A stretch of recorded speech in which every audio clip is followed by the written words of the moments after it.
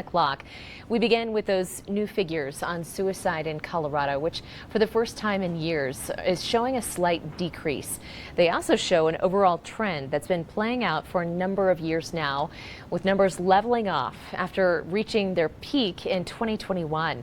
Let's go ahead and bring in KRDO 13's Paige Reynolds. She's live in our newsroom tonight to break it all down for us after speaking with one mother who has felt the heartbreak all too closely. Paige. Heather, it's a tragic reality that touches nearly every community, but for the first time in years, that mother tells me there's a glimmer of hope as the state sees a small but meaningful decline in suicides, even bucking the national trend. It does my heart good to hear the numbers going down. Even one suicide is one too many. It's one too many. Nearly 11 years ago, Betty Van Turnout experienced the unimaginable when her son took his own life.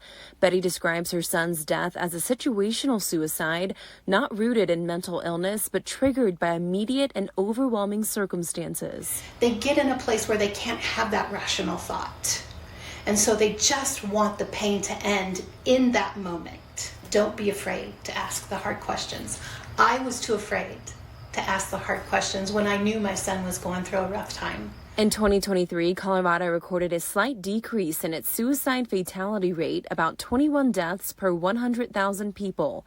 Numbers are down in El Paso County, though we continue to lead the state, and nationally, numbers continue to climb. Here in Colorado, experts are crediting the improvements to wide-reaching and deeply personal approaches to prevention. I don't think there were resources as readily available as they are now.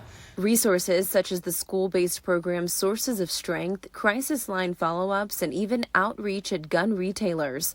It's a multi-level approach with the Colorado Office of Suicide Prevention coordinating efforts across schools, hospitals, and in local communities. Please watch out for your elderly, friends, family. Keep an eye on them.